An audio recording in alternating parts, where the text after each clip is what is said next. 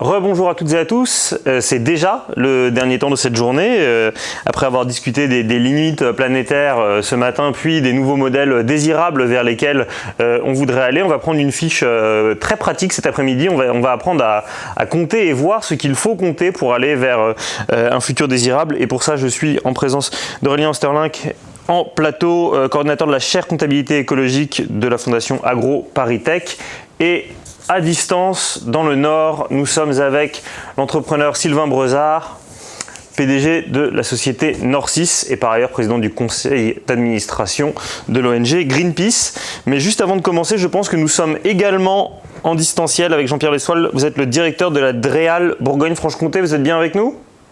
Oui, bonjour. Bonjour. Alors, peut-être, si vous voulez bien, je pense que j'ai Sylvain. Ah voilà, j'avais Sylvain Brezard à l'écran. Bonjour, Monsieur Lessoil. Oui, peut-être quelques mots sur la participation de la DREAL à nos côtés pour cette journée. Voilà, écoutez, bonjour à toutes et à tous et merci Alter de nous avoir invités à cette journée qui est importante parce qu'en tant que service de l'État du ministère de la Transition écologique, notre objectif, c'est bien entendu d'accompagner l'ensemble des acteurs du territoire vers un modèle qui soit plus soutenable, plus sobre. Je pense que mon collègue, en tout cas, de l'ADEME, vous a dit combien on souhaitait développer ces modèles plus sobres, en tout cas, et plus respectueux de la planète, notamment à travers les différents scénarios qui ont été construits. Il y a d'autres scénarios également qui ont été construits par ailleurs par d'autres organisations. Mais je pense que c'est important de montrer qu'on peut rendre désirable un autre modèle. Et c'est ça l'enjeu, je pense, en tout cas, de cet après-midi.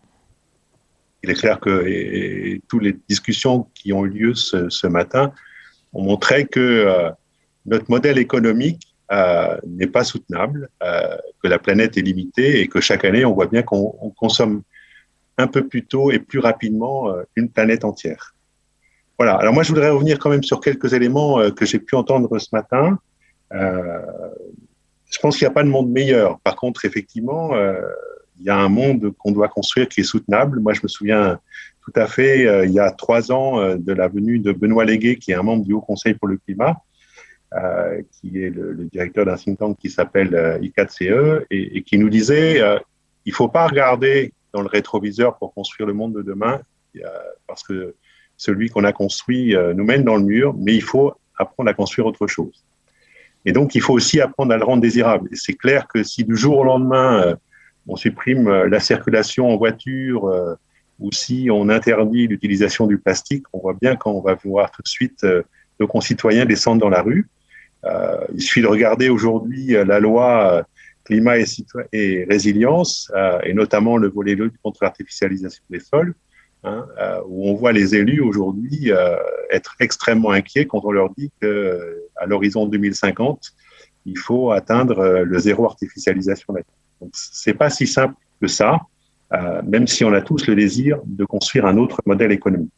Alors, ce que j'ai retenu aussi de ce matin, c'est que pour construire un autre modèle, il faut sortir de l'indicateur produit intérieur brut, le fameux PIB qui mesure chaque jour notre économie, mais avoir d'autres indicateurs qui peuvent être des indicateurs de bien-être, de santé, de respect de la planète, voilà, mais qui sont là pour vérifier qu'on va bien sur un modèle plus soutenable. Alors, il y a bien entendu les indicateurs qui ont été définis par l'ONU sur les objectifs du développement durable, mais ils restent quand même assez complexes à mettre en œuvre. Ce que je voulais également ajouter, c'est que il n'y a pas, en tout cas, de nouveaux modèles sans justice sociale. Alors, on l'a dit, c'est important.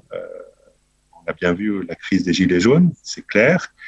C'est pas forcément, je dirais, derrière le budget du ménage qui est en jeu, c'est surtout la manière dont il est utilisé et de revenir à ce qui est essentiel. Moi, j'ai en tête, en tout cas, une intervention d'un adjoint à la ville de Roubaix qui nous a dit qu'il avait mis en place notamment le zéro déchet avec l'appui de l'ADEME, et il avait pu ainsi accompagner de grands nombres de ménages modestes qui avaient retrouvé un petit peu de liberté de manœuvre alors que généralement ils étaient la tête sous l'eau en matière de budget, grâce à apprendre à vivre autrement, à avoir moins de déchets, voilà, et apprendre à avoir un autre mode de vie. Donc, tout simplement, ça veut dire que on est capable, même avec un budget qui est très limité, d'avoir une autre approche de la vie au quotidien, de revenir à l'essentiel et pour consommer ce qui est juste nécessaire. Voilà, donc moi, c'est ce que je voulais dire au départ. Alors après, il y a deux manières d'aborder la construction de nouveaux modèles. Il y a le réglementaire et l'incitatif. Voilà. Alors, le réglementaire, on en a beaucoup parlé ce matin, c'est le rôle de l'État. Mais le rôle de l'État, il est limité. D'abord, on le voit bien, je veux dire, une réglementation, elle n'est valable que si 70 à 80% des personnes l'appliquent. Je veux dire, si elle met tout le monde dans la rue, on n'a rien gagné. Donc, il y a vraiment à la fois un rôle de pédagogie, un rôle d'encadrement. Mais moi, je reste persuadé, en tout cas, que les nouveaux modèles de société ne se construiront qu'à partir du territoire, à partir d'initiatives individuelles, à partir d'un autre modèle de démocratie. On l'a beaucoup dit ce matin, avec la participation citoyenne. Alors, il y a bien des méthodes. Il y a bien entendu la Convention citoyenne pour le climat, mais on est capable de développer d'autres groupes de citoyens au niveau du territoire, et puis aussi l'accompagnement des élus locaux. Et je pense qu'ils ont un rôle indispensable pour construire ces nouveaux modèles de développement. Alors, il y a bien entendu la mise en œuvre des contrats de relance et de transition écologique. Jusqu'à présent, on a beaucoup insisté sur le volet relance. Maintenant, je pense qu'il est temps de passer à autre chose, de passer vraiment à la transition écologique. Et c'est là où il faudra associer au niveau du territoire l'ensemble des citoyens, des acteurs économiques et des associations pour développer ces nouveaux modèles de développement qui soient à la fois sobres et respectueux de notre planète. Voilà ce que je voulais dire en introduction pour lancer le débat. Merci beaucoup, merci de nous avoir aussi bien suivis ce matin, et on va essayer effectivement de faire dans la nuance et la finesse, parce qu'effectivement le zéro artificialisation à l'horizon 2050, c'est évidemment souhaitable, mais c'est pas si facile. Alors on va voir si la comptabilité peut nous aider, et puis un dernier petit message sur l'interactivité, parce que je vois qu'on a déjà une première question qui arrive sans doute pour Aurélien. Merci à toutes et à tous qui nous suivez, continuez à envoyer des questions, c'est vraiment très agréable. Alors Aurélien, donc pour commencer, on va essayer d'être le plus concret possible, parce que c'est une matière compliquée, la comptabilité. Coordonnateur de la chaire comptabilité écologique portée par la Fondation AgroParisTech. Cette chaire, elle a été créée en 2019 pour au moins 5 ans. On espère qu'elle aille au-delà des JO de 2024. Et en fait, elle essaye de réfléchir à cette question: quelles sont les comptabilités à mettre en place pour un monde soutenable? On l'a beaucoup dit, on ne reviendra pas dessus, c'est un poncif, mais quand il y a des accidents, quand il y a de la pollution, quand il y a du pétrole qui est brûlé, c'est bon pour le PIB, ça le fait monter, et c'est évidemment pas soutenable pour la planète. Donc avant de nous donner des indicateurs très précis, dites-nous plutôt comment est-ce qu'on se pose la question de ce qu'est une comptabilité écologique? Est-ce qu'on donne un prix au vivant, on dit voilà, on marchandise la nature d'un côté et puis il y a les activités de l'homme de l'autre, ou on se pose d'autres questions? Alors c'est une question complexe, parce qu'effectivement, déjà, il se pose une première question: pourquoi est-ce qu'on doit mêler la comptabilité aux enjeux environnementaux? Alors, il y a plusieurs raisons à ça. La comptabilité, c'est un outil qui est utilisé par presque tous les acteurs de la société. Donc ça permet d'offrir un langage commun, donc on arrive à se comprendre entre nous. Lorsqu'on présente un bilan comptable, un compte de résultats, tout le monde est capable à peu près de le lire et de pouvoir interpréter ce résultat, ce bilan comptable. Alors la comptabilité, c'est intéressant parce que finalement, elle a plusieurs fonctions. La première fonction de la comptabilité, c'est la fonction de prendre en compte. C'est-à-dire que la comptabilité, avant tout, c'est un outil qui nous permet de nous offrir, c'est un outil de représentation du monde et de nos interactions avec ce monde commun. C'est très intéressant. Deuxièmement, le deuxième rôle fondamental de la comptabilité, c'est l'idée d'être comptable d'eux. Donc il y a une notion de responsabilité. Donc finalement, j'ai une responsabilité envers quelqu'un, envers une autre entité. Donc pour la comptabilité financière, finalement, c'est assez simple. Si j'ai une banque qui me prête 1 million d'euros, je sais que je dois rendre 1 million d'euros à un moment.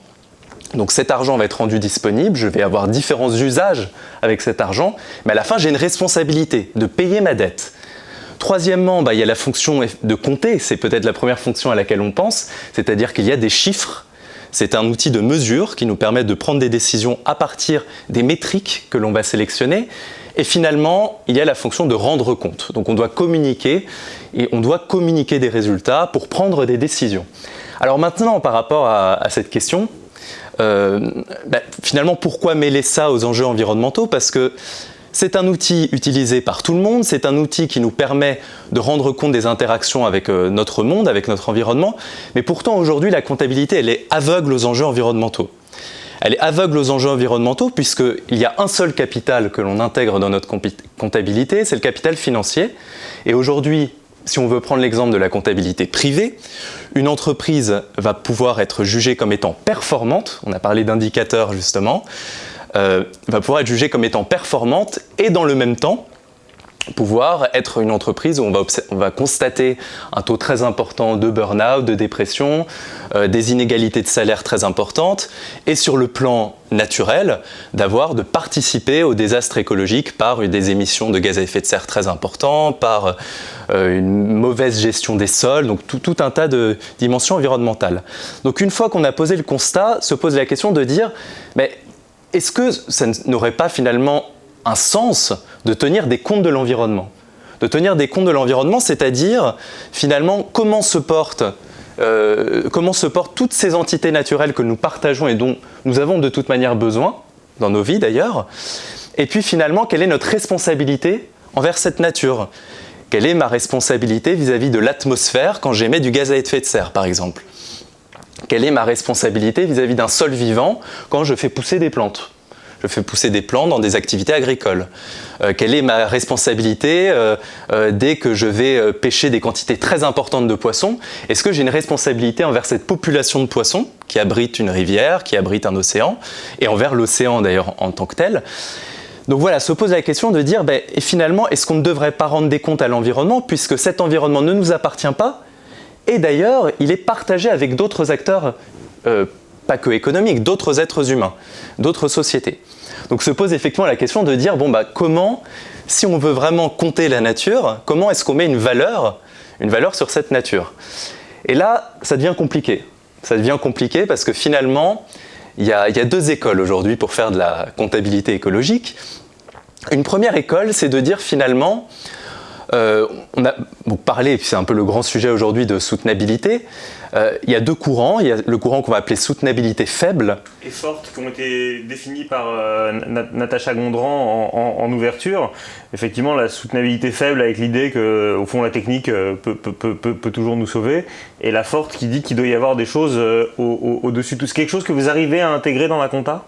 Alors, dans la compta, effectivement, on s'aligne tout à fait dans ces idées-là, de dire que finalement, dans la comptabilité, qu'est-ce que ça veut dire? Ça veut dire que finalement, en soutenabilité faible, on reconnaît le fait qu'il y a plusieurs formes de richesses, des richesses naturelles, des richesses financières, économiques, technologiques, et puis des richesses humaines, finalement, qui sont apportées, qui sont propres aux êtres humains, mais de dire que finalement, l'important, c'est de maintenir cet agrégat de richesses dans le temps, et qu'on peut se permettre de faire des compensations à droite à gauche. Donc en comptabilité, en d'autres termes, c'est de dire si j'ai une perte de capital naturel, eh bien je peux le compenser par du capital financier ou physique.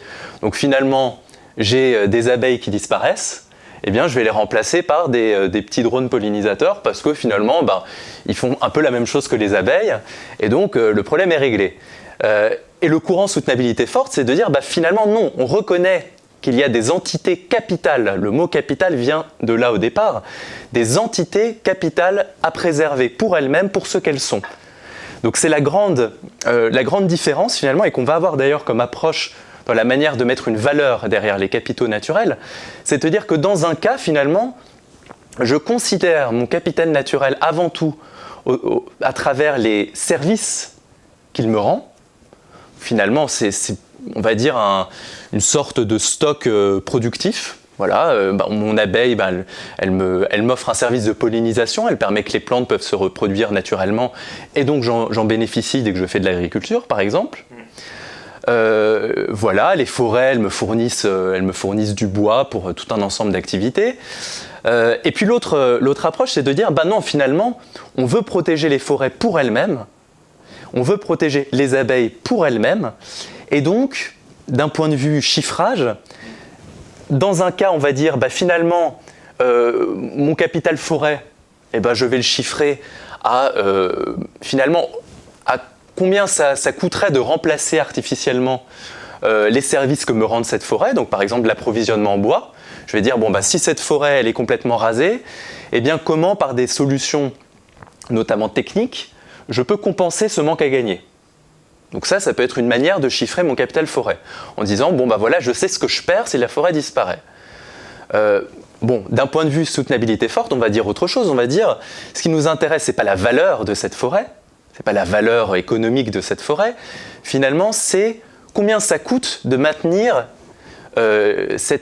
les équilibres de cette forêt dans le temps. Donc finalement, de maintenir cette forêt en bonne santé. Et indépendamment des services que j'en tire, ce qui ne m'empêche pas de tirer des services de cette forêt par ailleurs.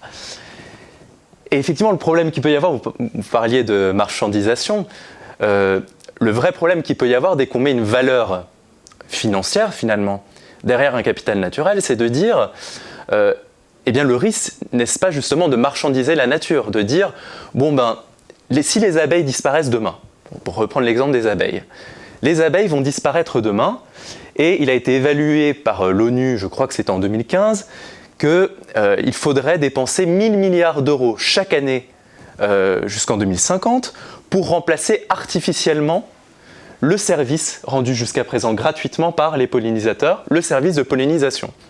Donc on pourrait se dire, hurrah, c'est génial, on va préserver les abeilles, on va préserver les pollinisateurs parce qu'on sait que c'est un coût, y compris économique, pour la société. Mais le problème, c'est qu'on peut, si on va un peu dans l'extrême, hein, on peut dire, bon, dans une logique d'économie de marché, je suis un entrepreneur, on me dit que demain, il y aura un nouveau besoin qui va apparaître, c'est un besoin qui auparavant n'existait pas, de dire, bah, finalement, la pollinisation, ce sera plus gratuit, il faudra y répondre autrement. Donc moi, je suis potentiellement entrepreneur, je veux créer une entreprise et je vais dire, bon, je vais vendre à des entreprises ou à des collectivités, par exemple, des petits drones qui vont assurer ce service de pollinisation à la place des abeilles et je peux espérer eh bien, avoir 1000 milliards d'euros au mieux de chiffre d'affaires chaque année. Donc ça, c'est le premier risque hein, finalement qu'il peut y avoir déjà. La dépollution est un marché. La dépollution peut être tout à fait un marché dans ce sens-là, hein, tout à fait. Et puis l'autre risque aussi, c'est de dire que finalement, est-ce qu'on ne passe pas à côté de l'immense complexité qu'il y a dans la nature, parce qu'on ne comprend rien finalement hein, à la nature. On estime qu'on connaît potentiellement 20% aujourd'hui de l'ensemble des espèces qui peuplent cette planète, donc c'est rien. Donc il faut qu'on ait vraiment de l'humilité, et d'ailleurs le mot humilité vient d'humus, hein, la terre. Il faut vraiment avoir de l'humilité dès qu'on traite de questions écologiques. Donc finalement, c'est beaucoup plus simple, y compris à gérer comptablement, de dire combien ça coûte de maintenir un écosystème dans un état de référence. Ça ne veut pas dire l'écosystème ne va pas du tout bouger, mais pour maintenir un certain équilibre, que de dire finalement combien vaut cet écosystème. Parce qu'on passe à côté de beaucoup d'autres fonctions écologiques. Et pour une forêt, ben voilà, la forêt, on sait qu'aujourd'hui, si toutes les forêts disparaissent, c'est un désastre écologique pour tout le monde. Et que la forêt ne nous fournit pas que du bois. Alors je voudrais entamer une discussion entre vous et Sylvain Brezard, mais pour l'entamer tout à fait, je voudrais juste que vous reveniez sur une phrase que vous m'avez dite en préparant et qui va vraiment pas de soi pour la majorité des gens qui nous suivent, et je suis sûr que Sylvain aura une réponse. Vous m'avez dit, mais un capital n'a pas comme fonction d'être productif. La majorité des gens pensent que si. Oui, alors effectivement, à la racine du mot vraiment capital, hein, capitalé qui veut dire vraiment la tête, hein, et donc c'est vraiment au départ un capital en comptabilité est un passif, donc c'est avant tout une dette. C'est-à-dire qu'on reconnaît qu'il y a un ensemble d'entités capitales à préserver, indépendamment des services qu'on en tire. Alors effectivement, pendant très longtemps, le capital c'était avant tout la nécessité de rendre un ensemble de choses, un ensemble d'entités qui ont été empruntées, et sans nécessité de profit. Donc, il n'y avait pas du tout cette idée de profit. L'idée de profit, elle est arrivée plus tard, et dans les premières activités, il y avait vraiment cette idée que les activités qui avaient le droit d'être profitables devaient être des activités qui n'étaient pas directement destinées à la préservation du bien commun. Donc tout ce qui était vraiment considéré comme essentiel, essentiel à la communauté, ne devait pas être profitable.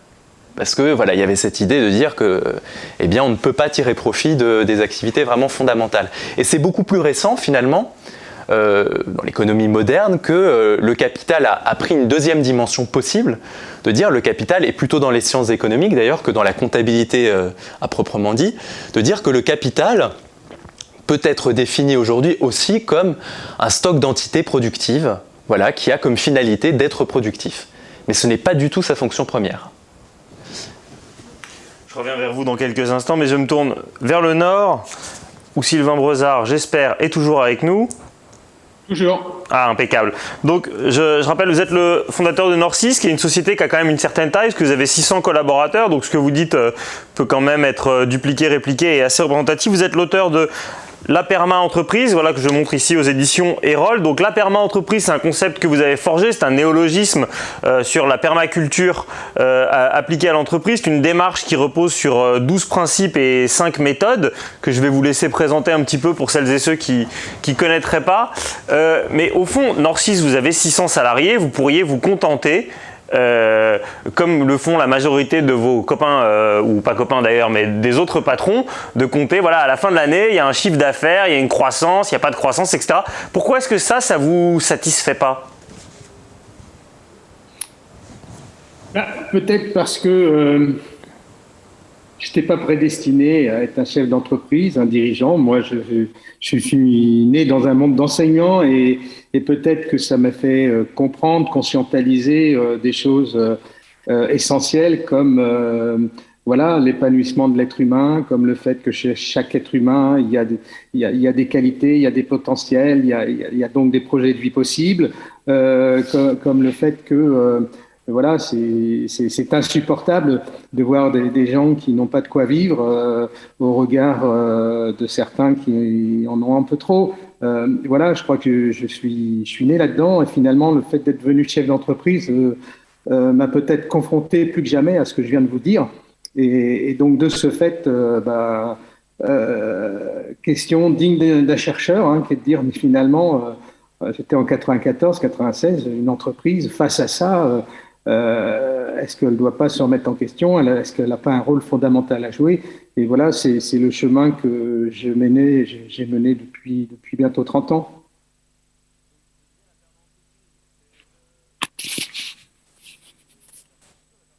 Une technique agricole qui a la spécificité de régénérer l'ensemble des ressources qu'elle utilise.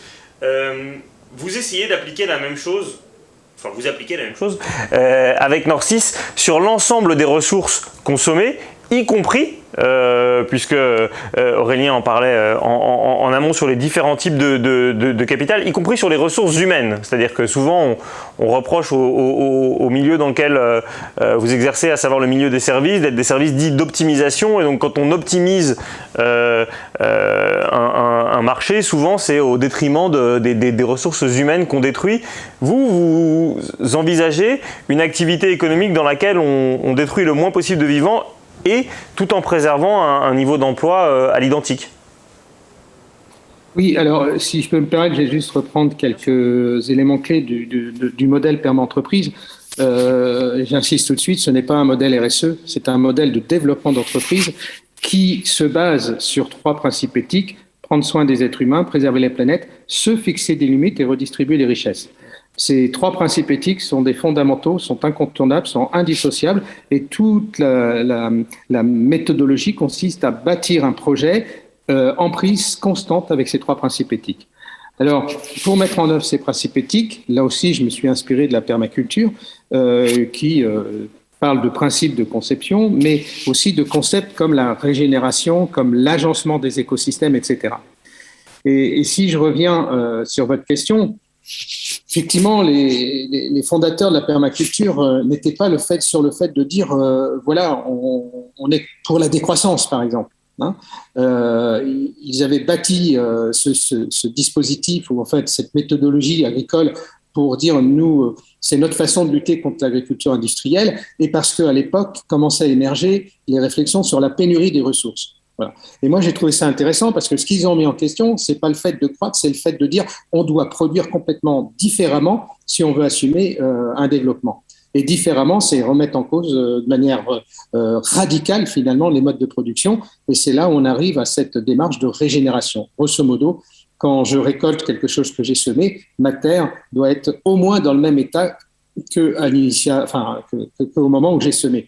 Eh bien, si maintenant on transpose ça dans l'entreprise, la régénération des ressources, il est vrai qu'on a différentes ressources, des financières, pour faire le lien avec mon interlocuteur, on a des ressources matérielles, etc., mais on a tous des ressources humaines. Et donc, moi, j'ai trouvé ça assez passionnant de dire, mais finalement, régénérer les ressources humaines de notre entreprise, qu'est-ce que ça veut dire ? Alors, chacun peut décliner ça, et j'y incite dans mon modèle, mais toujours est-il que moi, ce que j'ai poussé dans l'entreprise Norcis, c'est de dire, avant de régénérer, c'est un usage sobre, et autant de dire, tiens, je fais un usage sobre d'une alimentation, on peut à peu près tangiblement voir ce que ça veut dire. Maintenant, un usage sobre des ressources humaines d'une entreprise, voilà une question là aussi qui sublime les réflexions et qui pousse à sans doute aller plus loin dans l'accompagnement des ressources humaines. Donc, sobriété et puis également régénération. Et régénération, nous, vous voyez, on l'a traduit par le fait de dire il faut qu'on soit capable de mettre en énergie positive constamment les collaborateurs sur la base de leviers de qualité de vie. Énergie positive constante dans un contexte qui, depuis 2 ans, de toute façon, est un peu contraignante par rapport à ça. On l'a traduit également par le fait de dire, toujours mon parallèle avec la Terre, c'est de dire un collaborateur ou une collaboratrice doit constamment être en mesure de progresser dans ses compétences et finalement d'améliorer son employabilité. Ça a un retour dans l'entreprise tant qu'elle y est, mais si cette personne doit quitter l'entreprise pour des tas de raisons, c'est important qu'elle ait amélioré son employabilité. Donc la régénération des ressources, vous voyez, c'est quelque chose qui me semble d'une très très grande portée et qui, par des concrétisations en termes de projets, d'actions, va permettre à l'entreprise d'avoir un engagement entre guillemets social, mais qui va être au bénéfice de sa performance. Et c'est ça que j'essaie de faire comprendre, c'est de dire, voilà, arrêtez de penser que la maximisation des profits, c'est le modèle. OK, c'est 99% des entreprises dans le monde, mais arrêtez de penser que c'est le modèle le plus fabuleux. Partez du modèle perma-entreprise, de ses principes éthiques, de ses concepts, et vous verrez qu'à la sortie, eh bien, vous allez peut-être même mieux valoriser votre entreprise, vous allez peut-être même gagner davantage d'argent, parce que vous allez créer un cercle vertueux. Voilà, c'est ce que j'essaie de montrer, et cette notion de régénération, que ce soit ressources humaines ou ressources matérielles, etc., s'inscrivent évidemment dans cette démarche-là. Alors je ne sais pas si le ratio est bien de 99 pour 1 comme ce qui est évoqué, mais ce qui est certain, c'est qu'il y a quand même une très large majorité des entreprises qui sont encore sur la maximisation des profits comme seul axiome de leur développement. Et évidemment, comme vous avez une société de service, vous avez beaucoup de clients. Quel genre d'écho ça a quand vous leur dites qu'on va un peu changer la manière de collaborer ensemble ? Je sais que parfois il y a eu des frictions avec certains clients qui vous ont un peu perdu en route, qui ont dit là, Sylvain, on peut pas forcément suivre cette démarche de perma-entreprise, c'est pas pour nous. Oui, disons que pour refaire le lien avec les propos précédents, notamment avec, je crois que c'est Monsieur L'Étoile, moi ma démarche, elle se positionne sur le fait d'essayer d'être incitatif. Et ce que je leur explique, c'est avant que des lois arrivent et que face aux lois, vous soyez dans la contrainte, vous ralliez, je ne peux plus faire mon métier, je ne peux plus... Voilà, essayez d'être vous-même acteur et d'anticiper, de prendre en compte les mutations, anticiper les tendances, comprendre l'évolution du monde et essayer d'intégrer ça pour en faire des opportunités dans votre entreprise de développement et de performance. Voilà, c'est ça que j'essaie de démontrer. Alors, la question qu'on pose souvent, c'est de dire, mais finalement, ce modèle que tu appliques, est-ce qu'elle t'amène plus de business ? Voilà, c'est cette question-là qu'il y a. Et donc, voilà, je suis honnête, pour l'instant, très peu. Pourquoi ? Parce que je continue de penser qu'aujourd'hui, le monde des dirigeants n'est pas encore lucide face à tout ça. Il y a une conscience qui prend, mais entre la conscience et la lucidité, c'est dit, OK, je me mets en action pour essayer de faire évoluer les choses différemment. Et bien là, et notamment au regard de la planète, je pense qu'il y a encore un grand chemin à faire. Donc, moi, que ce soit des fournisseurs, des clients, etc., ce que je sais surtout, c'est par l'exemple de leur montrer qu'on peut arriver à, parce que c'est le point d'entrée dans le monde de l'entreprise, à de bons résultats économiques. Après, dans l'essaimage même du modèle, je crois que voilà, il y a plus en plus d'entreprises qui se disent bon, il y a quand même quelque chose de grave, il faut que je fasse quelque chose, mais qui ne savent pas comment faire. Et d'ailleurs, c'est pour ça qu'on voit de nombreux dirigeants aller dans des réseaux, le Centre des jeunes dirigeants d'entreprise, etc., le réseau Entrepreneurs d'avenir, enfin tout un tas de réseaux. Pourquoi ? Pour partager, pour essayer de comprendre ensemble, pour dire « Ah, tu fais ça, je vais peut-être pouvoir moi le faire aussi ». Donc partager des pratiques. Mais ça, c'est bien, hein, mais c'est insuffisant. C'est-à-dire que pour arriver à projeter l'entreprise dans une vision globale des problématiques qui se posent, là, il faut un modèle. Et c'est en cela que j'ai essayé non seulement de formaliser le concept, mais aussi de donner toute une méthodologie pour mettre en place. Et ça, j'ai plutôt une bonne écoute face à ça. Je vais peut-être me permettre, je les ai sous les yeux, donc je peux pas me tromper, de lire les 12 principes, et puis dites-nous ceux qui vous interpellent le plus, et peut-être donner un ou deux exemples concrets de ce que les gens pourraient mettre en place dans leur entreprise. Donc, ce que la permaculture peut inspirer à l'entreprise, elle repose sur 12 principes de design. Observer et interagir, économiser et régénérer les énergies et les ressources non renouvelables, obtenir une production, appliquer l'autorégulation et accepter la rétroaction, utiliser, valoriser les énergies et les ressources renouvelables, ne produire aucun déchet. Donc on voit effectivement que vous arrivez sur des choses qui grattent. La conception des motifs au détail, intégrer au lieu de séparer, et là encore l'économie moderne est plutôt tournée sur le fait d'être en silo, utiliser des solutions lentes à petite échelle, quand aussi on a tendance à avoir une approche très globalisante, se servir de la diversité et la valoriser, utiliser les bordures et valoriser les marges, et enfin, face au changement, cultiver l'inventivité. Sur ces 12 préceptes, vous êtes vraiment à rebours de la doxa dominante. Oui, mais vous savez, il y a une phrase qui m'a toujours animé, mais elle n'est pas de moi, je l'ai prise quand je m'occupais du Centre des jeunes dirigeants dans le début des années 2000. Cette phrase me semble un fil conducteur très puissant. Ce ne sont pas les grandes masses qui font l'histoire, ce sont les minorités convaincues de leurs valeurs qui agissent sur les grandes masses. Donc voilà, je suis une minorité. Mais ça ne veut pas dire que demain, voilà, avec finalement une communauté qui est en train de se mettre en place autour du modèle perma-entreprise, on ne va pas arriver à bouger les lignes. Dans ces 12 principes de conception et de design, pardon, effectivement, on peut dire, ouais, il y a du chemin à faire, ça semble un peu radical, mais c'est en cela que dans ce modèle, ensuite, j'ai décliné en disant, mais finalement, tout ça, ça se traduit par des questions très concrètes à se poser dans l'entreprise. Regardons les priorités, regardons en fonction de notre contexte, chaque entreprise a son contexte, ce qui peut être fait à court terme et à moyen terme, et surtout, donnons-nous des paliers de progression. Alors, bien sûr, si vous me demandez mes convictions, pour moi, et ça fait déjà 2 ans que je dis ça, nous n'avons plus que 10 ans. Dans 10 ans, il y aura des catastrophes et ça ne sera plus, même pas les sommes qui sont mises sur le Covid au niveau mondial qui seront suffisantes pour essayer de renverser les tendances. Donc, c'est en cela que je pense qu'il faut que les entreprises s'emparent de cela, qu'elles sont très bien placées pour bouger les lignes parce que quand une entreprise décide quelque chose, ça agit assez vite. Mais en l'occurrence, néanmoins, il y a des sujets comme la contribution nette et positive en carbone.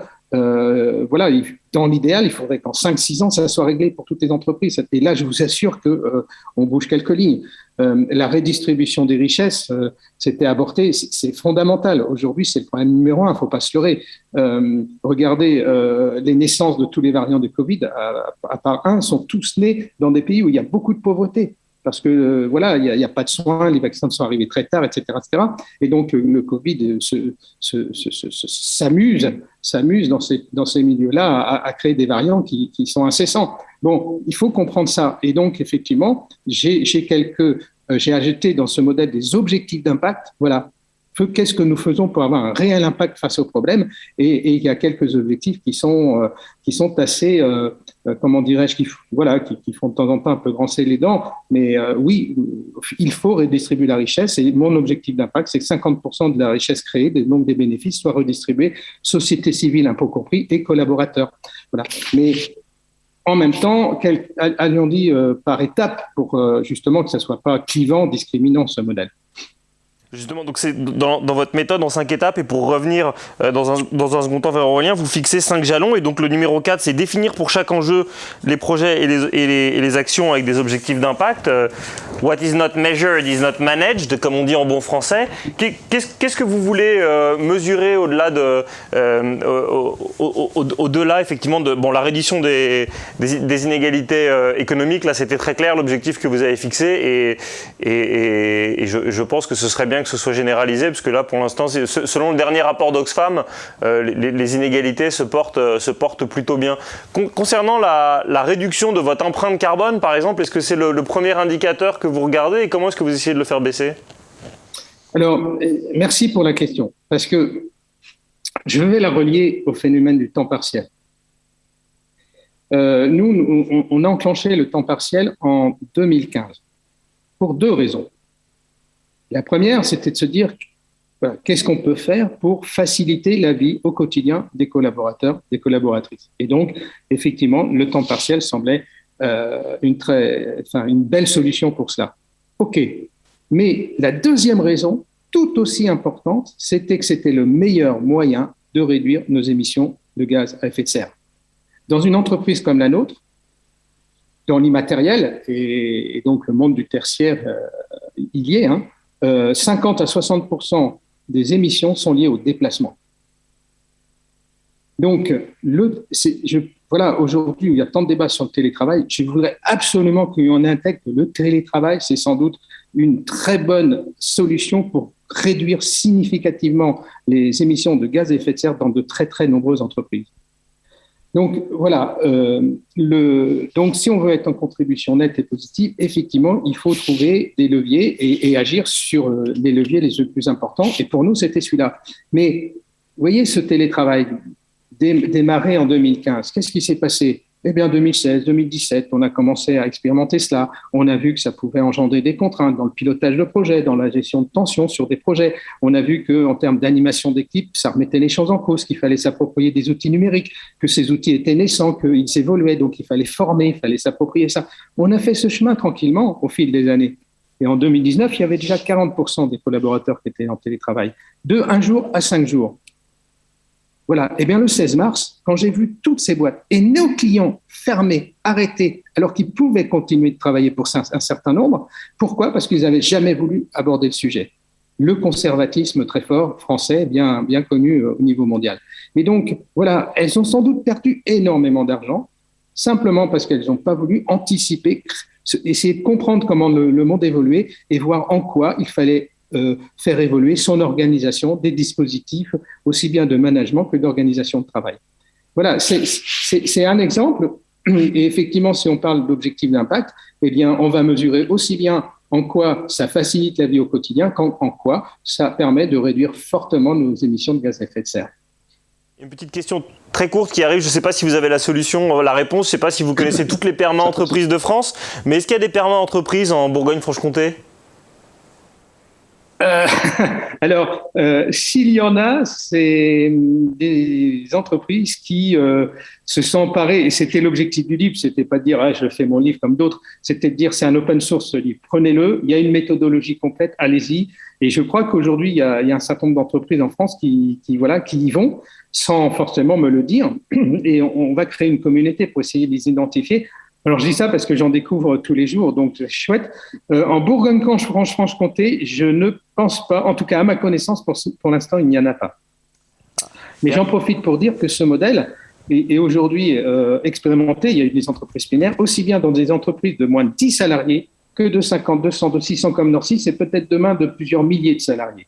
Donc, ça montre qu'il est très adaptable. Et aujourd'hui, vous voyez, j'ai pris 1 heure avec vous parce que je suis en séminaire pour appliquer ce modèle à l'association Réseau Étincelle que j'ai créée il y a 10 ans pour essayer de remettre en selle tous les jeunes qui sont en rupture scolaire. Et ça marche super bien parce qu'une association peut-être qu'elle a un objet d'intérêt général qui est très fortement lié à prendre soin des êtres humains, mais en quoi elle se préoccupe de préserver la planète, en quoi elle suit des limites, en quoi elle redistribue les richesses matérielles, de compétences et autres qu'elle peut avoir. Les questions sont les mêmes. C'est pour ça que ce modèle, je pense qu'il peut être assez, le mot est un peu trop fort, mais universel. Et un dernier mot avant de revenir vers Aurélien, parce que je vois des questions qui arrivent du public sur la compensation. Aujourd'hui, beaucoup de grands groupes disent « mais nous, on est très engagés dans le climat ». On citera pas de nom, mais des très grandes banques. La première banque européenne, qui par hasard est une banque française, dit qu'elle est zéro carbone parce qu'elle a décidé de commencer à replanter beaucoup d'arbres et donc est dans une logique de compensation. Est-ce qu'au fond, pour vous, c'est ça une comptabilité d'avenir, c'est de se dire, bah voilà, moi j'ai peut-être pas un business exemplaire, mais je compense, quoi. Je fais un peu comme dans l'Église antique, il y a des indulgences, c'est-à-dire j'ai commis un certain nombre de péchés, mais pour aller au paradis, je rachète mes fautes en payant. Alors, vraiment, sujet hyper important. Je pense que le problème et l'enjeu et ce qu'il faut que nous fassions, c'est avant tout de réduire les émissions de gaz à effet de serre. C'est de tout faire pour cela. Quand je parle de contribution nette et positive carbone, la première action la plus forte à mener, c'est celle-là, réduire. Donc, je suis en train de vous dire que les entreprises qui ne réduisent rien, qui disent oui, je compense et tout va bien, c'est une aberration. Effectivement, il y a malgré tout, même si on cherche à réduire, il y a quand même des émissions que l'on fait. Donc là, on peut s'interroger sur est-ce qu'on compense d'une façon ou d'une autre. La compensation par forêt, nous, on a fait ça il y a 4-5 ans, on trouvait ça bien parce que on faisait des bilans carbone de chaque collaborateur, donc il avait son bilan carbone en ligne, et comme cela, il pouvait voir ce qu'il émettait et on lui finançait des bouts de forêt à planter via Internet, etc. Bon, mais voilà, c'était un début et je pense que depuis, on a fait un chemin qui nous amène sur d'autres sujets. Parce que aujourd'hui, si vous dites, voilà, je prends les critères dits internationaux de crédit carbone, etc., eh bien, quand je plante un arbre, on me décompte les 30 années d'absorption de carbone. C'est inadmissible. En fait, c'est fausser complètement les jeux, déjà. Et puis, aujourd'hui, je pense qu'il y a bien plus efficace. Et c'est ce qu'on fait maintenant en Norcis, c'est de dire, voilà, il y a des associations, il y a des entreprises qui peuvent réduire fortement leur émission carbone, moyennant finalement des moyens financiers pour revoir leur outil de production. Eh bien, pourquoi ne pas financer une partie de ce renouvellement de moyens de production, parce qu'on sera beaucoup plus efficace et on sera sur la réduction des émissions à nouveau et non pas sur la compensation. Voilà, et je crois que c'est ça la bonne posture. Alors, donc les banques et autres qui peuvent dire ce qu'elles veulent, mais pour certaines, et la plus grosse française, qui continue de soutenir des énormes projets d'énergie fossile et autres, vous voyez, c'est pas cohérent, quoi. Je vais pas aller plus loin, mais je crois qu'il faut décoder ça, et notamment pour tous les citoyens français, c'est important. Le président de Greenpeace a parlé. Je renvoie tout le monde à l'ONG Reclaim Finance et vous trouverez tous les débunkages, comme on dit en bon français, sur les éco-blanchiments de la dite banque. Vous avez 1000 fois raison. Aurélien, il y a beaucoup de choses qui ont été dites par Sylvain. Je ne sais pas déjà ce que vous pensez du modèle de Norcis. J'ose espérer que c'est une comptabilité que vous trouvez intéressante. Peut-être on peut commencer par la dernière question. Enfin, si vous avez un rebond global, allez-y. Mais sur l'histoire de la compensation, il y a une question qui arrive du public. Qu'est-ce que vous pensez du prix de 100 000 € la tonne de CO2 émise qui est proposé par David Archer de l'Université de Chicago? Est-ce que c'est ça vers quoi il faut aller? Alors, je dirais que... Alors, après, je réagirai aussi rapidement d'ailleurs à ce qui a été dit, parce que c'était très intéressant. Je dirais que quand on veut faire, par exemple, de la comptabilité environnementale, le chiffre monétaire, à la limite, c'est la chose la plus facile à faire. C'est-à-dire qu'on peut se tromper, on peut évaluer, mais l'enjeu, il n'est pas là. L'enjeu, il est de dire quel est l'enjeu de préservation? Qu'est-ce qu'on veut préserver? Et qu'est-ce que ça veut dire de préserver la chose ou de préserver l'entité à préserver? Et donc là, si on prend l'exemple du CO2, et donc ça a été discuté là, juste avant, mais est-ce que la question c'est de dire finalement on va taxer à chaque fois on va taxer les entreprises, les secteurs, les acteurs économiques qui vont émettre beaucoup de CO2, Donc on va leur faire payer une taxe en disant on reconnaît que la pollution est un fléau et donc vous allez payer à chaque fois une taxe dès que vous émettez plus de temps de CO2. Ou est-ce que la question c'est de dire quelle est la quantité maximale de CO2 que l'on a le droit d'émettre? Le droit, donc il y a vraiment la question du droit qui doit et devrait rentrer en compte assez rapidement, qu'on a le droit d'émettre si on veut rester dans une trajectoire soutenable vis-à-vis du climat. Et des pollutions, qui sont évidemment liées, mais c'est encore deux choses, le changement climatique et la pollution de l'air sont liées, mais c'est quand même deux enjeux. Et donc là, se pose la question de dire, il nous faut des objectifs qui sont calés sur la science et évidemment admis aussi d'un point de vue institutionnel, c'est-à-dire que si on n'a pas des institutions qui posent des objectifs, c'est compliqué, y compris du point de vue de la science, de pouvoir développer des outils pour dire voilà, on a tels outils qui vous permettent de dire finalement est-ce que tel objectif de politique publique a été maintenu, voilà. Donc par exemple pour l'exemple du CO2, donc on a un objectif qui est de dire on veut viser plus 1,5 à 2 degrés d'ici 2050. Parce qu'on sait que de toute manière, le climat, la température va augmenter, c'est devenu inévitable, donc ça c'est les 2 derniers rapports du GIEC. En revanche, on peut encore cibler un objectif qui est atteignable et qui limitera la casse. Donc ça nous donne une trajectoire. On va dire, en 2050, on a tel objectif à fixer. Donc maintenant, qu'est-ce que ça veut dire en termes de quantité de CO2 ou d'équivalent CO2 à émettre dans l'atmosphère, en sachant qu'une partie peut être absorbée par l'atmosphère, c'est ça qui est formidable avec les écosystèmes naturels, y compris avec l'atmosphère ou les océans, c'est qu'une partie des chocs peuvent être absorbés, mais à un moment, et ce matin, les limites planétaires ont été abordées, mais à un moment, on dépasse une limite. On dépasse une limite qui fait qu'on devient endetté vis-à-vis de la nature. Parce que la nature, elle est plus capable d'absorber les chocs, et donc le capital justement naturel commence à diminuer. Et là, vis-à-vis du climat, il y a un capital atmosphère qui se pose. Donc de dire à partir de quand l'atmosphère n'est plus capable d'absorber le CO2 ou l'équivalent du CO2. Et donc ça nous donne finalement un budget carbone ou équivalent carbone à l'échelle globale. Et donc il y a des initiatives, les Science-Based Targets, qui sont donc une initiative internationale qui vise à viser des objectifs sur la base de seuils écologiques et de limites planétaires, justement, notamment, pour dire finalement comment on va pouvoir, à partir de ces objectifs-là, désagréger ces budgets, là par exemple le budget carbone, à des échelles sectorielles, à des échelles territoriales, et puis redescendre jusqu'à une entreprise. Et donc finalement la question qui va se poser, donc là on parlait des 100 000 euros la tonne, la question qui se pose, et là je rejoins tout à fait Sylvain sur ce qui a été dit, de dire que la vraie question à poser c'est quelle est la quantité maximale donc, que je peux émettre, par exemple chaque année, de CO2, pour rester dans ma trajectoire au niveau d'une entreprise. Ce qui veut dire d'ailleurs en termes de comptabilité que si je respecte ce budget carbone, ma dette vis-à-vis de l'atmosphère est nulle, parce que par rapport à mon objectif qui a été fixé, par rapport à mon seuil de référence, on considère que je ne dégrade pas l'atmosphère, donc d'où l'importance d'avoir des objectifs, des seuils précis d'objectifs, mais à partir du moment où j'émets plus, se pose la question de la compensation, mais la question de la compensation, elle doit être considérée de manière très sérieuse. On ne peut pas tout compenser, et on ne peut pas compenser indéfiniment. Et donc, si on met une valeur sur notre, par exemple, dette vis-à-vis de l'atmosphère, ça veut dire que, et ça c'est indispensable, c'est un principe fondamental en comptabilité, si je mets un chiffre derrière ma dette, c'est que je suis capable de payer la dette. Sinon, il n'y aurait pas de dette. La dette, elle existe si on a constaté qu'il existait un processus possible de remboursement de la dette.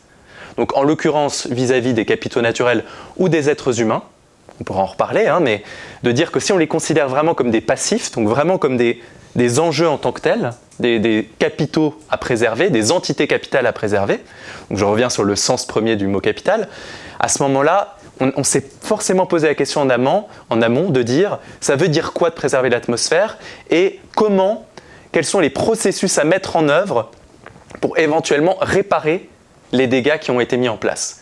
Donc si je mets un chiffre, ça veut dire que j'ai évalué par exemple le coût des actions à mettre en œuvre pour réparer la faute, mais donc que j'ai effectivement identifié des actions possibles à mettre en œuvre. Tout ce que vous dites, ça existe en théorie, donc c'est là où on arrive sur l'esprit de la loi et la lettre de la loi. Donc la loi sur la biodiversité de 2015, je crois, qui met en avant le dispositif ERC, éviter, réduire, compenser, qui sur le papier est absolument parfait. On pense à une nouvelle infrastructure, d'abord on l'évite, on voit si on en a vraiment besoin. Si jamais on doit vraiment la développer, on réduit au maximum l'empreinte.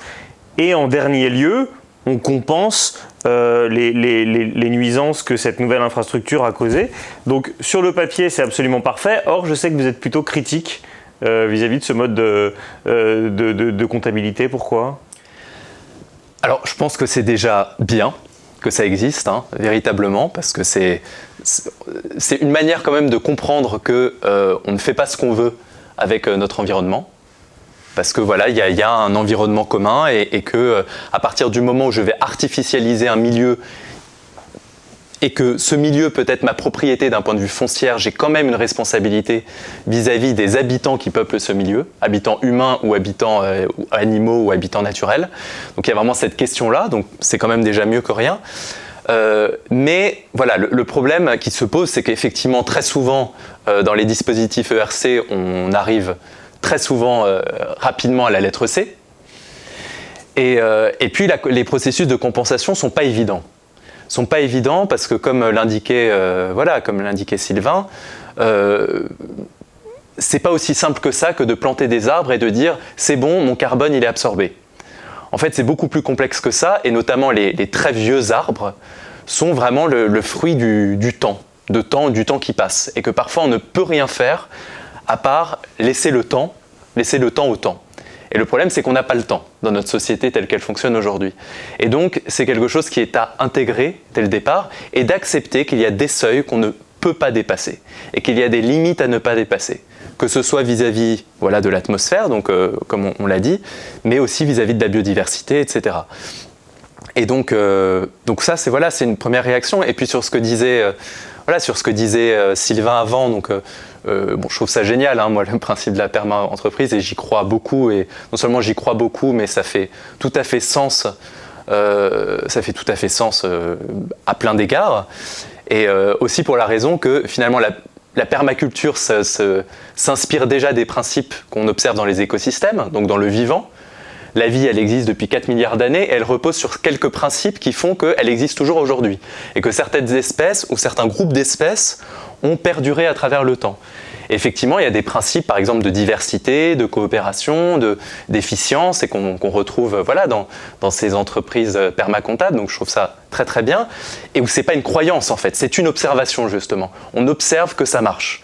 On observe que si on a de la diversité dans un milieu, plus on a de diversité et plus on a de relations entre les entités les unes avec les autres, l'abeille qui travaille avec la fleur, les racines des plantes, les racines des arbres qui créent des coopérations avec des champignons, avec des bactéries aussi dans les sols, avec des vers de terre, etc.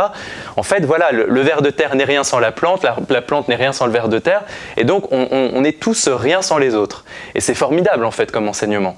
Et donc aucune espèce d'ailleurs ne se suffit à elle-même. Et d'ailleurs un des principes premiers de la permaculture, c'est de dire que une entité en général va occuper plusieurs fonctions, et qu'une fonction va être occupée par plusieurs entités. Et donc ça, c'est aussi cette idée-là, que de dire que finalement, il y a un choc quelque part, finalement le choc il va être absorbé parce qu'il y a un relais qui est pris ailleurs et qu'on a des réseaux de partout. Et donc c'est vraiment une incitation à dire soyons différents, travaillons les uns avec les autres, et puis que finalement préserver la nature, ça a des avantages évidemment immenses, y compris dans une vision très utilitariste. Des premières réactions. Je ne sais plus si j'avais... Oui, enfin bon, voilà. Vous avez déjà la diversité voulue par la perma-entreprise, et je note que Sylvain est non-croyant mais pratiquant. J'ai 2 questions qui arrivent du public, une pour chacun d'entre vous. Puisqu'on reste sur la question de la dette vis-à-vis du vivant, Aurélien, est-ce que vous savez s'il existe des études comme celle de Stellantis, ah oui, c'est les bagnoles, dans le Nord-Franche-Comté concernant l'évaluation de la dette environnementale? Est-ce qu'on en a? Alors de manière générale, pour évaluer la dette, alors oui, il y a plusieurs études. Alors nous, par exemple, au sein de la chaire comptabilité écologique, ce qu'on essaye de faire, c'est de travailler à 3 échelles. parce qu'il nous semble qu'il y a à la fois un enjeu à transformer la comptabilité, c'est clair. Il y a un deuxième enjeu, avoir une approche par la soutenabilité forte en disant ce qui compte, c'est de dire quelles sont les conditions pour préserver les entités capitales, au-delà des services qui nous rendent. Donc typiquement, vous parliez tout à l'heure des êtres humains dans une entreprise. La préservation d'un être humain est une finalité en soi. Voilà, il y a un être humain que je vais mobiliser, que je vais exploiter. C'est pas un gros mot, je l'exploite dans le cadre de mon modèle d'affaires, enfin de l'activité de mon entreprise. J'ai une dette vis-à-vis de cet être humain. Donc se poser la question, ça veut dire quoi préserver un être humain ? Et c'est une question qui est loin d'être évidente. Donc il y a des questions des questions très simples, de dire finalement cet être humain, je l'emprunte avec 2 bras, 2 jambes, je dois le rendre avec 2 bras, 2 jambes. Ça c'est des questions bêtes, mais finalement c'est lié aussi à tout ce qui est médecine du travail, une forme de responsabilité. Il y a la préservation psychologique, psychique, prévention burn-out, dépression évidemment. Et puis il y a la question, comme vous parliez aussi des compétences, de dire que finalement je mobilise des compétences d'une personne, j'ai aussi une responsabilité à ce que cette personne ait au minimum son bagage de connaissances et de compétences qui soit au moins stabilisé, voire augmenté au moment où je le libère, entre guillemets, de l'entreprise. Et donc, par rapport pour répondre donc à cette question, donc premièrement, il faut des comptabilités socio-environnementales. Deuxièmement, selon nous, d'avoir cette approche en soutenabilité forte. Et puis, troisièmement, d'avoir une approche multi-échelle. De dire que finalement, si je fais une comptabilité au niveau d'une organisation, en disant, c'est quoi ma dette dites-moi quelle est ma dette vis-à-vis du sol ou de la rivière que je mobilise pour mes activités, voilà. Eh bien, en fait, ça n'a de sens que s'il existe une comptabilité écosystème centrée. C'est-à-dire que finalement, ma rivière, si je veux savoir quelle est ma dette vis-à-vis de la rivière, en fait, d'abord, il faut comprendre ce qu'est la rivière. Qu'est-ce qu'une rivière ? Donc alors la rivière, je vais la définir. Je vais dire, est-ce que c'est un ensemble de poissons ? Est-ce que c'est un cycle de l'eau ? Est-ce que c'est un élément qui permet au cycle de l'eau d'être maintenu ? Est-ce que c'est autre chose ? Donc je vais décrire cette rivière. Et puis ensuite, je vais dire, qu'est-ce que ça veut dire d'avoir une rivière en bonne santé ? C'est quoi la bonne santé d'une rivière ? Et puis ensuite, je vais développer des indicateurs, tout un ensemble de choses. Et ensuite, il y a la question de la cartographie des acteurs, en disant, ok, j'ai une comptabilité par exemple biophysique, en disant, voilà l'état de santé de ma rivière au temps T, voilà la santé de ma rivière au temps T plus 1. Se pose ensuite la question de dire, les acteurs qui vont interagir avec cette rivière, quelle est leur part de responsabilité dans la dégradation de cette rivière et aussi dans la gestion de cette rivière, gestion et préservation, pour pouvoir ensuite justement répartir les responsabilités. Et donc on rentre de fait dans des enjeux de gouvernance, nouveaux enjeux de gouvernance territoriaux, autour d'un enjeu où finalement on n'est plus du tout, on parlait de RSE, pour moi la RSE n'a aucun sens si elle est centrée sur l'entreprise. Elle n'a de sens que si elle est tournée vers le territoire. Donc finalement c'est des responsabilités sociales territoriales et environnementales qui vont être partagées autour d'un enjeu en disant là il y a un enjeu et là par contre de dire je vais avoir telle action en tant qu'entreprise, ça a tout son sens parce qu'on s'est directement d'abord penché sur quels sont les enjeux et quelle est ma part de responsabilité dans ces enjeux. Donc il y a une échelle au niveau écosystème et enfin une échelle au niveau national. Et là tout à l'heure on parlait du PIB. Voilà, l'idée de pouvoir transformer la comptabilité nationale, c'est pour pouvoir définir aussi des nouveaux indicateurs de richesse, et notamment sur des volets naturels, en disant est-ce que la France peut être riche aussi de sa biodiversité, riche de la qualité de l'entretien de ses milieux, de l'eau potable, de la bonne répartition justement des richesses, etc. Donc ça doit servir à ça et d'avoir une articulation entre ces niveaux. Donc finalement que tout puisse communiquer. Et donc aujourd'hui, dans les expérimentations qu'on va avoir, un des modèles sur lesquels on travaille au niveau des organisations, c'est le modèle CARE, qui veut dire Comprehensive Accounting in Respect of Ecology, et donc qui propose de mettre les capitaux naturels, les capitaux financiers, les capitaux humains, intégrés directement dans le bilan et compte de résultats des entreprises et des organisations. Et donc vraiment, en disant chaque capital, c'est un enjeu en tant que tel. Donc pas de substitution possible entre les capitaux. Et donc à partir de là, on a des expérimentations. Donc par exemple sur des fermes agricoles, on a un projet de territoire où on va évaluer quelle est la dette vis-à-vis du sol, la dette vis-à-vis du capital sol. Et alors ce qui est très intéressant, c'est qu'ensuite on peut faire le cheminement un peu inverse de ce qu'on fait aujourd'hui en disant finalement comment on va faire pour avoir le maximum de marge en faisant des économies à droite à gauche. on part du point de départ en disant quelles sont les conditions pour maintenir ce sol en bon état. Donc ça, c'est d'un point de vue naturel.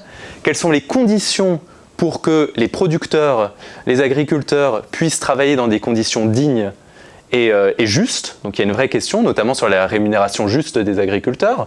Donc toutes ces questions-là. Et ça nous donne un chiffrage qui, à la fin, nous permet de dire, une fois qu'on a tous ces coûts-là, eh bien, à combien je vais vendre mon kilo de pommes de terre ou ma tomate. Et à partir de là, on a une forme de prix juste qui est le reflet de la préservation des capitaux naturels, humains et financiers. Et donc, on raconte aussi une histoire au niveau d'un territoire. On va dire, au niveau du territoire, on peut vous dire que finalement, ce qui compte pour vous, c'est la préservation des capitaux naturels et humains, parce que vous faites partie de cet ensemble-là. Et s'il y a un différentiel entre ce que le consommateur ou le citoyen est prêt à mettre comme argent pour payer sa tomate bio, responsable, locale, etc., et qui préserve tout le monde, comme il faut, eh bien, s'il y a un différentiel, la question va se poser, mais au moins il y a un vrai débat de dire qui paye ce différentiel. Est-ce que c'est une responsabilité qui est amenée à la collectivité ? Est-ce que c'est une responsabilité de l'État de compenser par des formes de subventions qui sont favorables à l'économie réelle et favorables à l'environnement. Donc voilà, on a plusieurs expérimentations sur ces différents niveaux justement pour que la comptabilité essaie de s'adapter à ces enjeux. Alors je vais vous demander des efforts de concision, parce qu'il y a encore énormément de très bonnes questions qui arrivent du public, mais c'est vrai que votre dernier point, ça soulève la réponse de Thierry Marx à une célèbre enseigne de supermarché qui faisait des baguettes à 29 centimes, et il avait dit on la paye 3 fois, on la paye par la dégradation sur la santé, parce qu'à ce prix-là, vous mettez des choses qui ne sont pas bonnes en termes de perturbateurs endocriniens, vous le payez dans les sols qui sont pollués de façon relativement irréversible, et vous le payez par vos impôts, donc on voit bien comment est-ce que la comptabilité peut prendre en compte ces enjeux de la responsabilité. Sylvain, j'ai plein de questions qui arrivent pour vous. On va commencer par le plus pragmatique, très simple. Sait-on si le télétravail génère plus de trafic Internet, donc de chauffe de super serveurs par rapport à une activité équivalente en externe ? Et je dis ça au moment où justement vous nous parlez, vous êtes en visio, donc évidemment il y a de la bande passante. A priori oui, mais est-ce que vous savez dire quelle augmentation de trafic ça fait et ce genre de choses ? Non, oui, excusez-moi, je bouge parce que je capte pas bien. En fait, le télétravail, évidemment, engendre davantage l'usage d'un certain nombre de technologies de communication notamment. Donc, la réponse est évidemment oui, il y a davantage d'émissions liées à ça. Mais, ce que je trouve aussi intéressant, c'est comparer, c'est-à-dire l'ensemble des émissions qu'on n'émet plus par tous les déplacements. Et bon, ok, Paris, il y a peut-être des métros hautes, mais il y a des tas de lieux en France où on a des infrastructures insuffisantes et la voiture est indispensable. Moi, je regarde surtout le différentiel.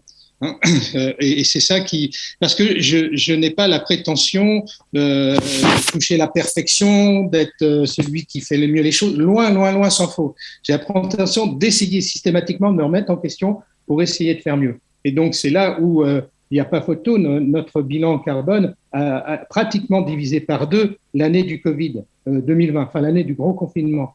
Donc, et on était dans l'usage du numérique évidemment plus intense. Donc voilà, moi c'est ça que je retiens avant tout. Maintenant, si on veut me faire dire que le numérique dans son ensemble sera sans doute le 2e émetteur de gaz à effet de serre dans quelques années, oui, bien sûr. Et c'est pour ça que je viens de créer l'Institut du permanumérique, c'est-à-dire un institut dont les moyens financiers seront dédiés à finalement des travaux de recherche pour concevoir des logiciels moins générateurs d'émissions, moins d'énergie, etc. Enfin voilà, je vais essayer d'amener ma petite pierre à l'édifice sur ce sujet-là. J'avais envie de rebondir sur les propos d'Aurélien, parce que c'est trop tentant. Déjà, Aurélien, j'ai adoré le lapsus, parce que à un moment donné, tu as parlé de permacomptabilité. Et là, c'est sans doute que la permacontreprise est vraiment bien intégrée. Et donc, j'ai bu du poulet, merci.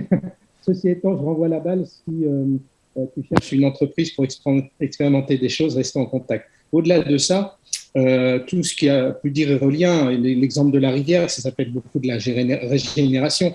Il me faisait penser la difficulté de mesurer un capital. Les forêts primaires, par exemple, on est loin d'avoir tout compris, tout décodé dans les forêts primaires. Tout le monde sait les scientifiques savent qu'il y aura beaucoup à apprendre, notamment pour faire évoluer la médecine, etc. Donc, c'est extrêmement difficile de mesurer et de valoriser un capital de la nature dans certains cas. Donc, là encore, il faut, plutôt que de tout de suite critiquer les démarches qui peuvent être mises en place pour essayer de trouver des solutions, regardons les avancées, regardons les tendances qui sont prises et ouvrons les jeux et osons le changement.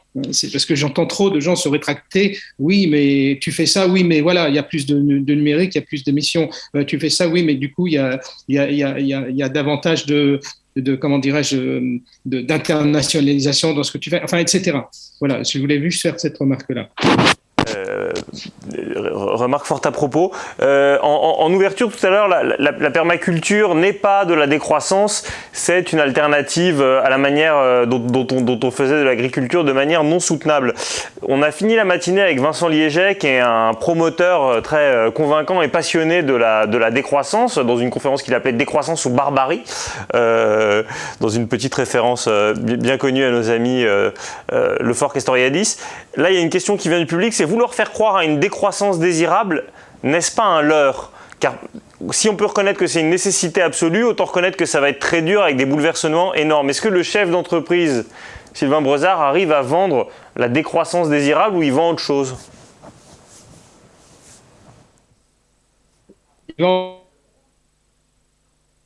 mais encore une fois, je n'ai pas la prétention de tout prendre.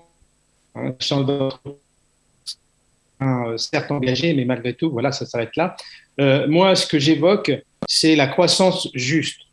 Et en fait, c'est quoi la croissance juste ? Qui est un des 3 principes éthiques de la perma-entreprise, et donc permaculture, qui est aligné, mais c'est-à-dire pas un plutôt que l'autre, les 3 et de manière conséquente. Voilà, ça, c'est la croissance juste. Ça veut dire quoi ? Ça veut dire que si dans les villes, on veut moins de voitures, on veut moins de pollution, on veut une meilleure qualité de l'air, il faut davantage de vélos et des choses comme ça. Ça veut dire qu'il faut faire de la décroissance d'un côté, il faut faire de la croissance de l'autre côté, et dans les garages à vélos et autres. Pour moi, c'est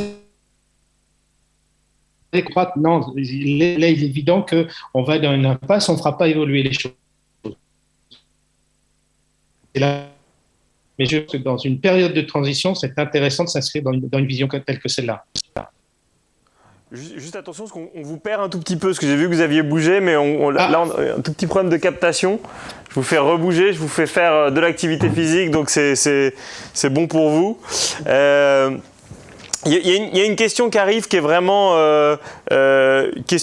pure question métaphysique, donc elle est pour tous les deux.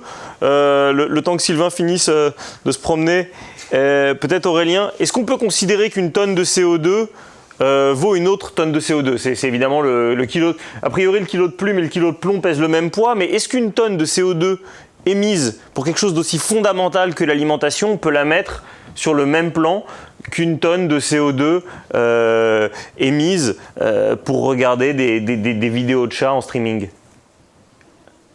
La réponse est un tout petit peu dans la question, je biaise à peine. Sylvain, si tu veux répondre en premier. Ah, mais je laisse Aurélien répondre, chercheur. Non, je pense qu'effectivement, dans la question, il y avait une part peut-être de la réponse que j'ai envie de donner. Donc, en fait, chaque problème doit être analysé dans sa totalité. Et donc, effectivement, on n'arrêtera pas d'émettre du CO2. Donc, effectivement, il faut regarder par type d'activité, par secteur, en disant, qu'est-ce que ce secteur émetteur apporte à la société ou apporte au bien commun, Voilà, il peut y avoir de vrais services pour l'humanité, pour le coup.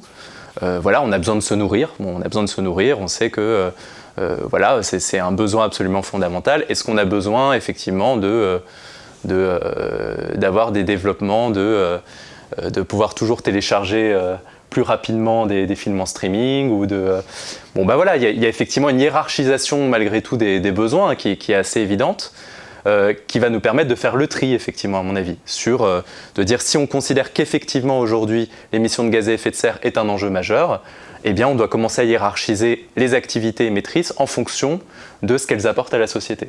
Sylvain, est-ce qu'on peut envisager, parce qu'il y a 2 réponses, il y a la réponse du chef d'entreprise et puis une réponse plus politique, est-ce qu'on peut envisager effectivement de mettre les entreprises à contribution de manière différente en fonction de leur utilité sociale et de dire à des gens qui effectivement émettent du CO2 pour se nourrir ou faire des déplacements du quotidien, qu'elles soient moins pressurisées que d'autres qui soient plus superflues, ou c'est une usine à gaz et c'est une utopie? On pourrait l'entendre comme ça, et notamment pour faire le lien avec les propos d'Aurélien, de dire il y a des choses qui sont vitales pour l'être humain et d'autres peut-être moins vitales. Donc la hiérarchisation, on pourrait passer par cette segmentation-là. Mais moi, j'ai envie de rêver. Je pense que il faut être solidaire. Et donc, voilà, moi, je ne suis pas dans l'alimentaire, je ne suis pas dans l'industriel, etc. Et pourtant, il y a des choses qui sont nécessaires dans ce que je viens de vous dire pour la vie de l'homme. Donc, c'est trop facile pour moi de dire, bah, effectivement, j'ai moins d'impact et d'impact financier parce que je suis pas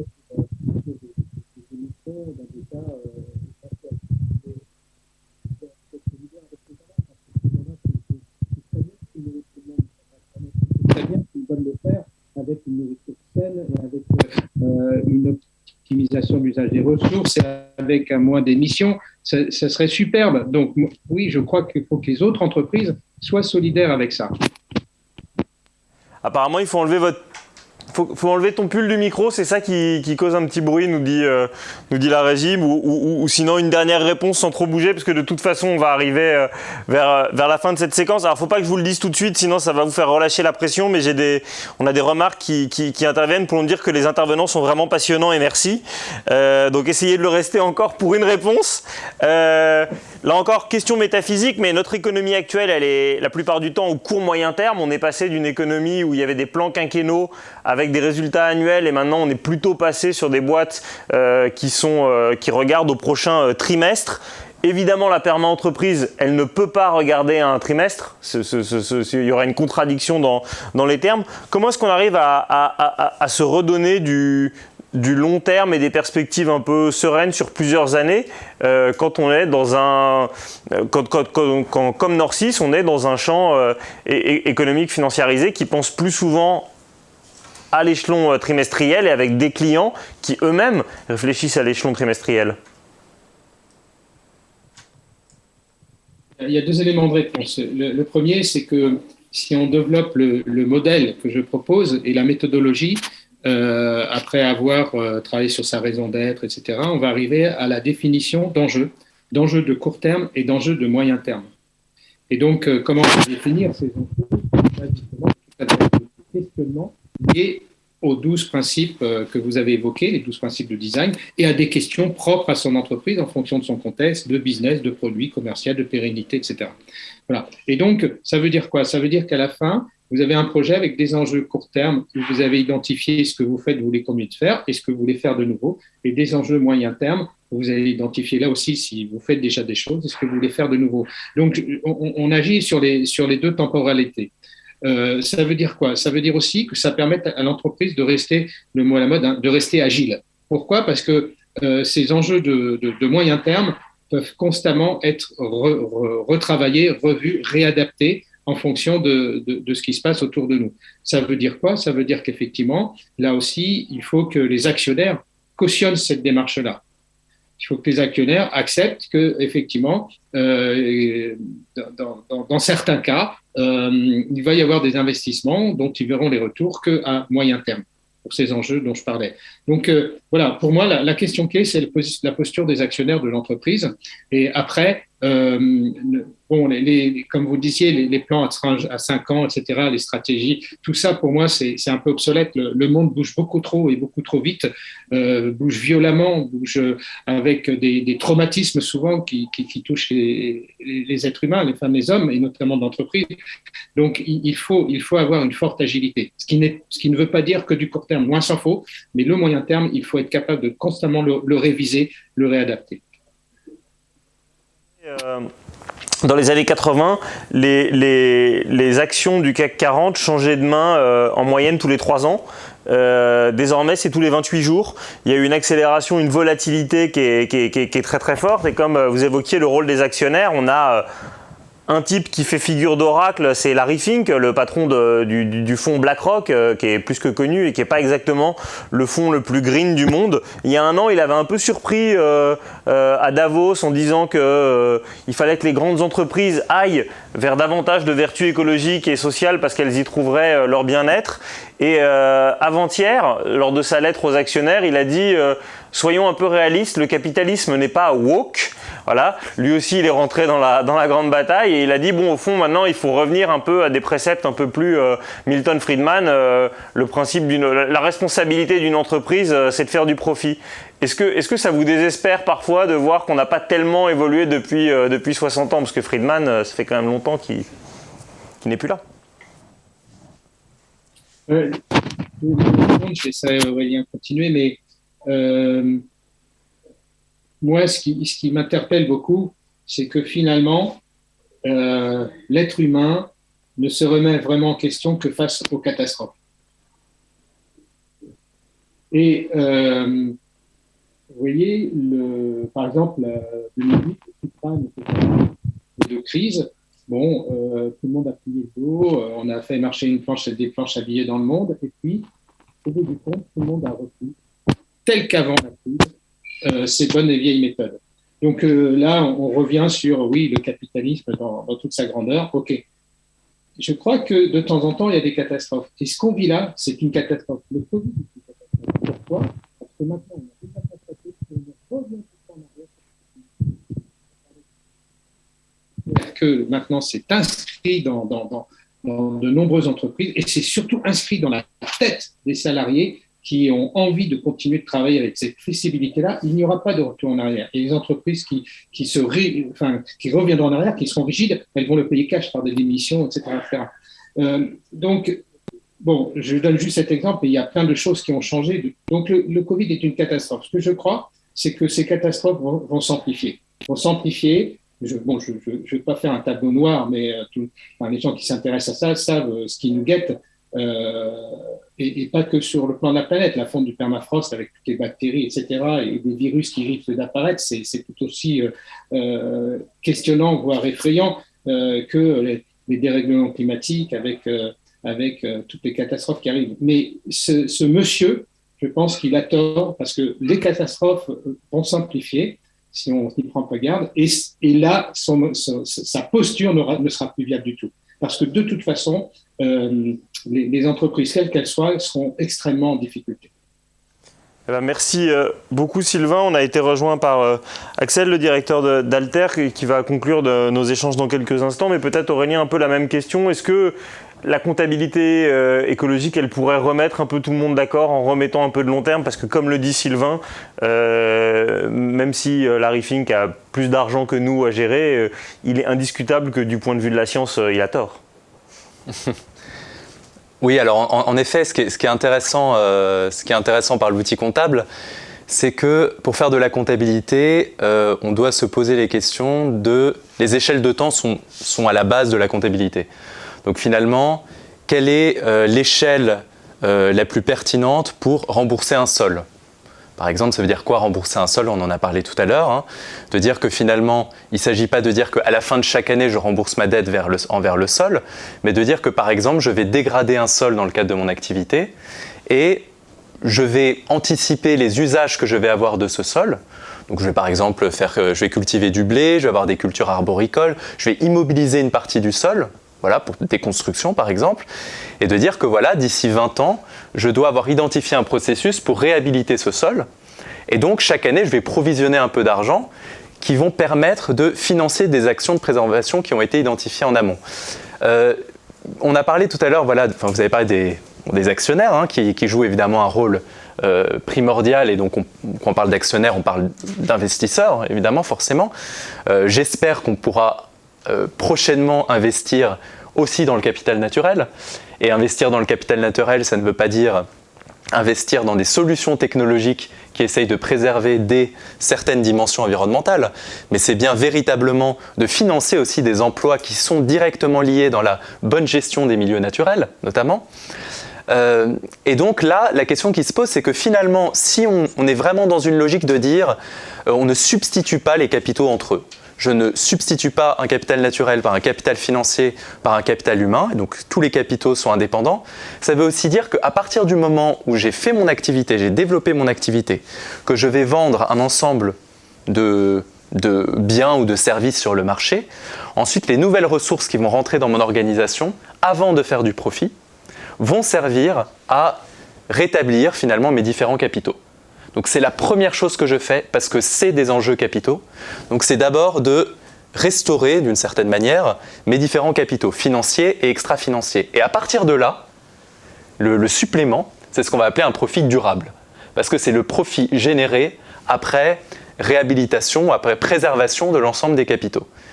Et donc voilà, ça c'est une idée qui peut y avoir, donc qui est d'un point de vue un peu où forcément il va y avoir des questions d'ordre réglementaire qui vont pouvoir permettre de mettre de l'ordre d'ici quelques années, mais ça demande aussi une volonté politique et citoyenne évidemment. Et puis l'autre chose qui est important, c'est que on parle beaucoup de valeur finalement quand on fait de la comptabilité, mais la question de la valeur, elle est très importante. Parce que finalement, là aussi, est-ce qu'on met une valeur avant tout utilitariste derrière la nature ou une valeur intrinsèque? Et on parle de la nature, mais aussi des êtres humains. Et c'est très différent. Et ça me rappelle une petite histoire, la question vraiment des valeurs. C'est qu'aujourd'hui, on est un petit peu obsédé par à quoi ça sert. Tout doit servir et de dire oui, bah d'accord, mais qu'est-ce que ça va nous apporter, et puis combien ça coûte, et puis combien ça rapporte. Et finalement, tout est financiarisé, tout est marchandisé, y compris pour des activités qui sont évidemment fondamentales à la préservation de notre santé, à la préservation de nos libertés et biens fondamentaux. Et donc, ça me rappelle une petite histoire où, avec un ornithologue, c'était il y a déjà un paquet d'années, qu'on avait interrogé, qui était engagé dans la préservation des condors. Donc lui, sa spécialité, c'était, il développait des programmes de conservation du condor. C'était vraiment sa spécialité. Et puis à un moment, donc ça demandait vraiment de pouvoir réhabiliter certains milieux, donc de s'interroger sur quel est l'habitat du condor, quels sont les autres animaux avec lesquels interagissent ce condor, quels sont les paramètres environnementaux à prendre en compte. Ça demande d'étudier le comportement du condor. Donc il y a un ensemble de facteurs, il s'y mettait corps et âme. Donc à un moment, on lui a demandé, mais c'est très bien, mais pourquoi vous voulez absolument préserver le condor ? Pourquoi le condor est si important ? Et il a dit, effectivement, le condor, il n'est pas forcément plus important qu'un autre oiseau, une autre espèce, etc. Mais il dit, ce qui me semble vraiment important, c'est que les valeurs qu'on va développer pour préserver ce condor sont les valeurs qui vont nous permettre de nous préserver nous-mêmes. Et j'avais trouvé ça très très beau, voilà, parce que c'est vraiment cette question des valeurs fondamentales, valeurs humaines, et de dire qu'aujourd'hui la vraie crise, c'est une crise de valeurs, à mon avis, et qui dépasse toute considération idéologique, religieuse, ou etc. Ça n'a rien à voir, c'est vraiment les bases de ce qui fait une civilisation. Et donc, peut-être que c'est le premier problème à résoudre. On gardera le numéro de cet ornithologue pour lui demander de résoudre nos problèmes financiers. Il y a un siècle déjà, Oscar Wilde, qui était assez nul en compta, mais disait aujourd'hui on connaît le prix de tout et la valeur de rien. Et c'est assez proche de ce que vous dites. Merci beaucoup Sylvain, merci beaucoup Aurélien. Donc on a été rejoint par Axel, directeur général d'Alter. Cette très riche journée touche à sa fin. Alors on a beaucoup parlé du télétravail et c'est vrai que la technologie nous a permis d'avoir des intervenants de grande qualité à distance. J'ose espérer malgré tout que pour la convivialité, la prochaine édition pourra être là en physique. Je vous laisse nous dire ce que vous en avez retenu, ce que vous voyez pour la suite. Oui, c'est vrai qu'il y avait une belle conclusion avec le Condor. Une belle journée, effectivement. Hein. Alors, si je faisais une pointe de chauvinisme, je me dirais évidemment avec Alter Bourgogne-Franche-Comté. Et avec les moyens techniques, effectivement, qui ont été au rendez-vous, on a pu, effectivement, proposer une journée, je pense, qui a satisfait la majeure partie des gens qui ont participé. Alors, c'est vrai que quand on regarde une journée comme celle-ci, on aurait pu le poser sous forme de question, hein, plutôt que de mettre un point d'exclamation insoutenable. Est-ce que nous sommes dans un monde insoutenable? Je pense vu que c'est une question fermée, on aurait déjà la réponse. Et dans les milieux dans lesquels nous sommes, évidemment, on aurait répondu non. Le monde n'est pas soutenable dans, effectivement, le mode de développement qu'il a pu prendre et qu'il continue d'engendrer dans les années à venir.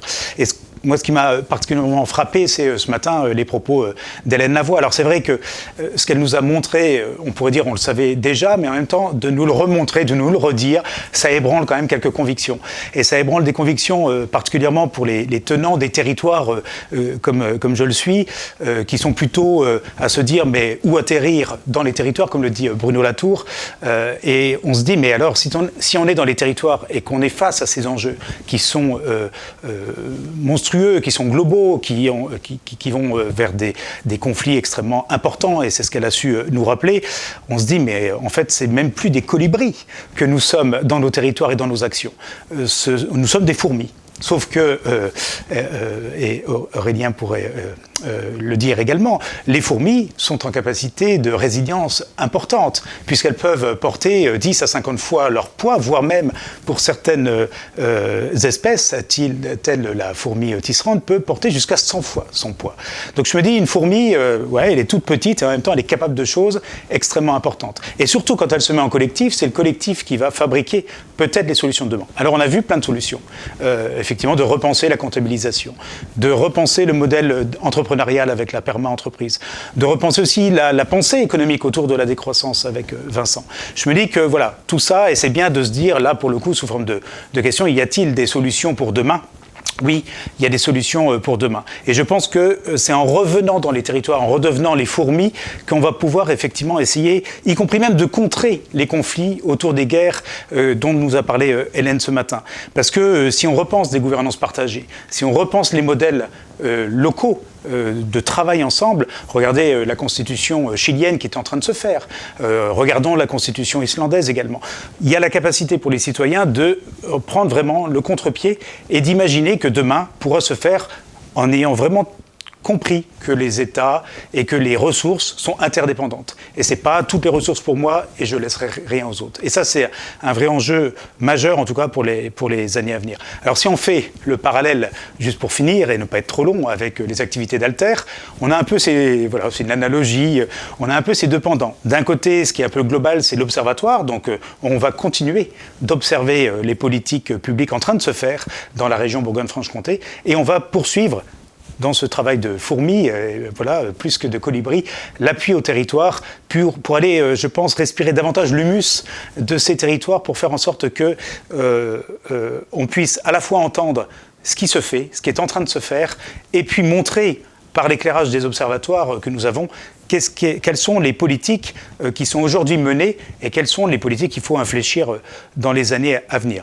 Voilà, donc je pense qu'on a du pain sur la planche. Nous sommes en plein dans nos orientations stratégiques triennales. Donc pour 3 ans, on est en train de penser ce travail-là et on a un conseil d'administration de la structure le 10 février pour débattre autour de ces orientations stratégiques.